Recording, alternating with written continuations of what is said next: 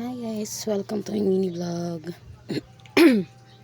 Ayan, ang ating ngayong ulam ay talong, syempre bagoong, at yung isda. Yung kalahati pala dyan guys, paksiw, yung kalahati prito. Ayan, simulan natin mag ulit ng bawang, luya, at sibuyas. Maghiwa.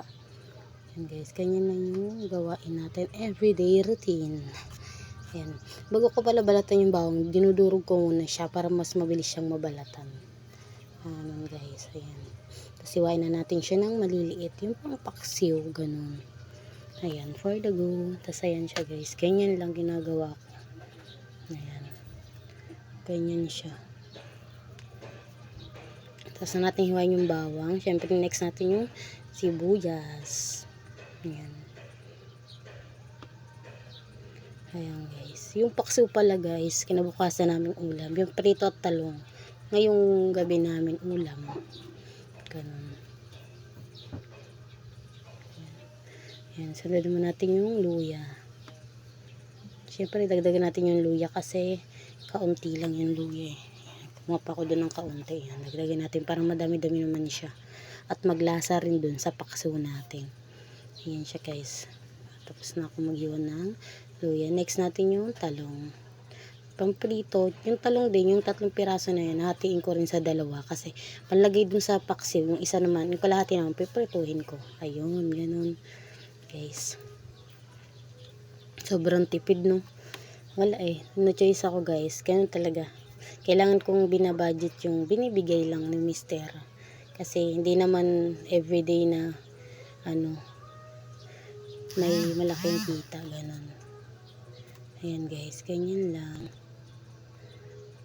Ayan, for the go. Ayan guys, tapos na tayo dyan. Ayan naman yung bagoong. Hinugasan ko nga pala yan guys, yung bagoong. Hugasan ko siya kasi tinikman ko siya, maalat siya guys. Kaya, ayun, hinugasan ko siya dyan. Ayan, ganyan lang. Pero hugasan natin yung isda. Hatiin na natin siya dyan agad guys. Diba? Hinati ko siya ng maayos. Hindi ko, 8 pieces yata siya, ganun. Tapos pinati ko pa siya sa gitna, diba? Para magmukhang marami lang. Hindi kasi pa namin afford yung isang buo, tigi-isa, ganun. Guys, ayan. Para dumami lang siya, masabi lang marami. Ayan. Next natin yung talong. Ayan. Ayan. Iwasan ko na nga yung bagoong dyan, guys. Maalat talaga siya, promise. Ayan. Parang buo pa yung asin niya, ganun. Ayan, guys. Ganyan. Gusto tayo ng kamay. Tapos, ayan. Nagsabon ako ng kamay.